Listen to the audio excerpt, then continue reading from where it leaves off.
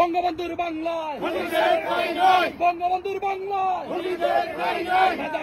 শক্তিশালী করব বলে আমি আপনাদেরকে অনুরোধ করব। এখানে বলার কিছুই নাই। আমরা আজকে যারা আপনারা আসছেন সবাইকে আন্তরিক শুভেচ্ছা ও ধন্যবাদ।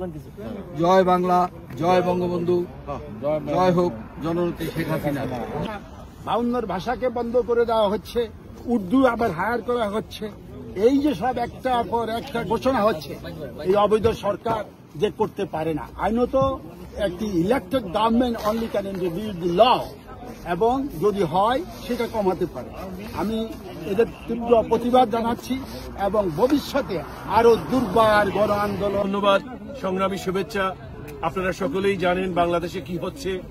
এই অবৈধ সরকার কিভাবে বাংলাদেশের ঐতিহ্যবাহী যে দলটির মাধ্যমে স্বাধীন বাংলাদেশ এবং মুক্তিযুদ্ধ সংগঠিত হয়েছে, যার মাধ্যমে আমরা একটা দেশ পেয়েছি, যার নেতৃত্বে দেশ পেয়েছি, বঙ্গবন্ধু শেখ মুজিব জাতির পিতা, সেই জাতির পিতার দল বাংলাদেশ আওয়ামী লীগকে কার্যক্রমকে তারা বন্ধ করতে চাচ্ছে। এটা আমরা মানি না, এটা আমরা মানব না, এটা সম্ভব নয়।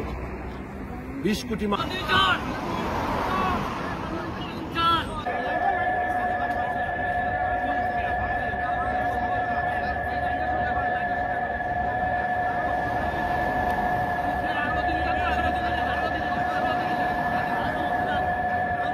আজকে আমাদের এই প্রতিবাদ অবৈধ ইউনূস সরকারের বিরুদ্ধে, যিনি আমাদের দেশকে মৌলবাদী দেশ হিসেবে মৌলবাদীদের হাতে তুলে দিতে চান। এখন সে জামাত শিবির নিয়ে অনেক আইন কানুন করছে। আওয়ামী লীগ, বাংলাদেশ আওয়ামী লীগকে তিনি ব্যান করবেন, ওর ক্ষমতা আছে ব্যান করার, তার তো কোনো, সে তো অবৈধ।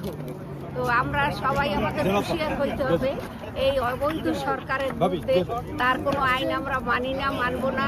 দেশে আছি, বিদেশে আছি, যেখানে আছি সবাই একত্রিত হয়ে এই সরকারের বিরুদ্ধে আমরা রুখে দাঁড়াবো এবং অবিলম্বে পদত্যাগ করতে হবে। এছাড়া সে যদি কিছু করে, যে করিডোর দেয়, এই সমস্ত পিছনে তার যে আছে, ষড়যন্ত্র আছে, সে যদি করিডোর দেয়, এই দেশের জন্য সে কিছু করে নাই, কিন্তু এই বাঙালি তাকে জীবন্ত কবর দেবে ইনশাআল্লাহ। জয় বাংলা, জয় বঙ্গবন্ধু, জয় হোক বাংলার মেহনতি মানুষ। সরকার আমরাই আছি, আমরাই থাকবো। আসবে না।